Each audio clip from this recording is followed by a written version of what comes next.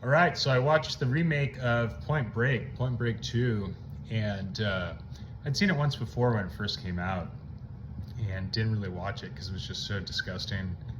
But I gave it a second watch, and it was actually pretty cool in a lot of ways. Of course, and this has always been true, and I've always felt this way, the stunts are so amazing. And I really love the real athletes and the real cameramen that are really putting their lives on the line and all the skill they're reflecting. But it's funny because what I really identify as is a poet or a philosopher, really. And even though I'm really bad at it, dancer or movement artist.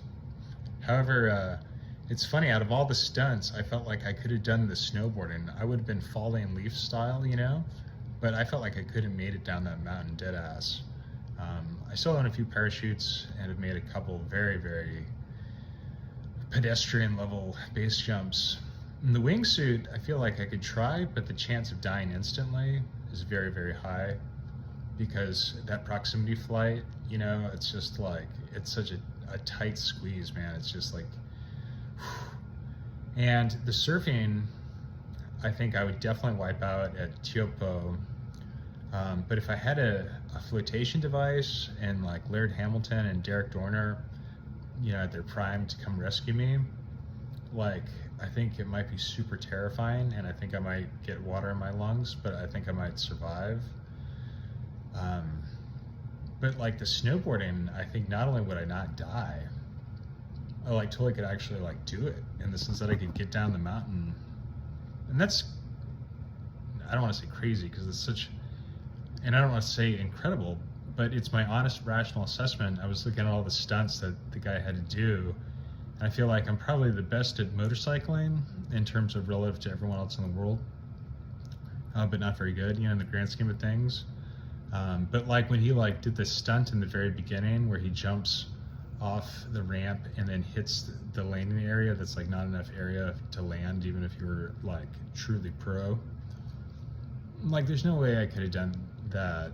And the free diving, no way, in terms of holding my breath and clearing my ears. And the free solo up the wet rock, I wouldn't even make it up the wet rock a few feet, so in that sense it would be kind of safe. But the snowboarding, I really truly think I could do. I didn't see anything that they were doing that I couldn't do. I would just have to go way, way, way slower and less graceful, but I would definitely like make it down the mountain. Surfing, if I pulled the PDF and someone fished me out, I would probably live. Motorcycling, couldn't do it.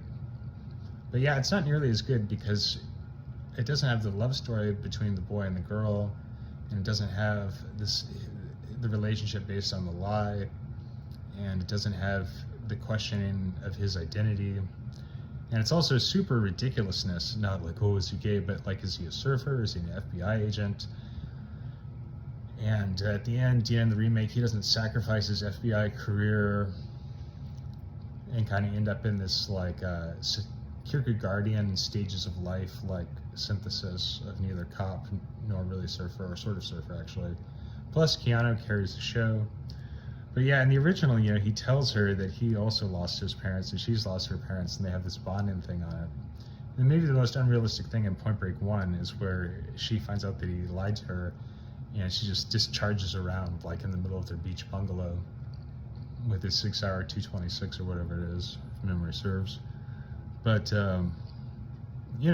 you could probably see that everything in Point Break could happen. Like the skydives were wonderfully amateurish. It looks like what I look like skydiving. And the surfing was extremely obtainable. Like you could see people surfing like that anywhere all the time. It's like just what your good locals surf like. And like bank robberies, watch the documentary on Netflix about the Treehouse Bro.